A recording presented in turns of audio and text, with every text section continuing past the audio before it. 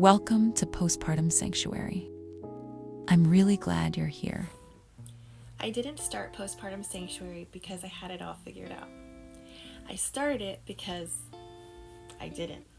I needed a space like this when I was in the thick of it. I thought I was going to be more prepared for postpartum when I was pregnant with my twins.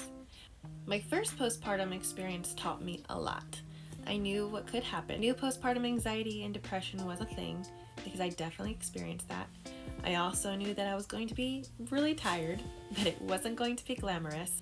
But what I wasn't prepared for was how alone I was going to feel. I didn't know how wrong I was going to feel with what I was feeling, okay? What I wasn't prepared for was how I was going to feel, how intense I was going to feel, how overstimulated I was going to feel, and how quickly I was going to lose myself.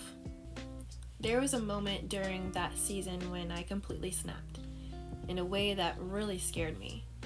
And it wasn't because I didn't love my children, right? Like, that's not the reason why any of us have hard times. But it was because I was exhausted. I was touched out, I was overwhelmed, and I didn't feel that I was supported in ways that I should have been.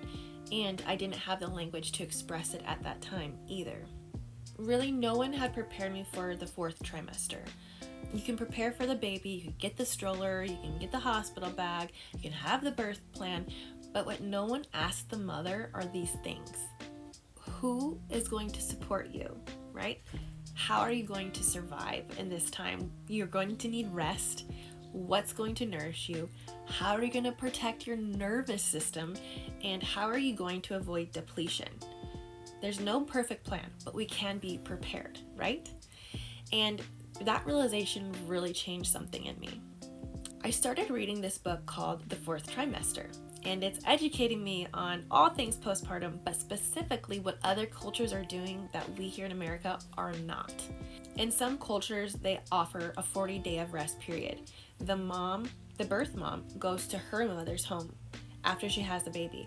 She is then cared for by her mother, her grandmother, her aunts. All of the women are caring for the mother, not the baby, because the mom of that newborn child is the one caring for her baby, while she then is being cared for. I remember sitting on my floor, weeping and crying, and I think at the time I was talking to my cousin who also just had a baby. We both were saying how we desperately just wanted to be mothered by our mother. Like, here we are, new moms, and we want our mom. And in that moment, I felt like I was wrong for saying that. I felt like, how dare I say that I need my mom because I'm a new mom and I should be stronger than this, right? Like, I shouldn't need her anymore because I'm a mom. And then I'm reading this book. It was a full circle moment where it's saying that it's normal for that mom who just had a baby to go to her mother's home, to be mothered by her mother. She's not an inconvenience. She's wanted. She's not weak. It's what's accepted and it's what's supposed to happen. She's not wrong or shamed for being cared for. For anyone who has experienced the type of postpartum experience I just explained, I'm so sorry that no one had your back. I'm so sorry that you felt alone. We were in no way ever supposed to go through this by ourselves. If we look back at our ancestors who grew up in more of a village or tribe situation, they grew up in a tribe. Open door policy, right? No four walls to divide them from their neighbor. If they needed a cup of sugar, flour, some fruit, well, it's already everybody's because we eat as a tribe, right? We do everything as a tribe. We hunt as a tribe. We survive as a tribe and as a people. You don't just throw your person out to the wolves, right?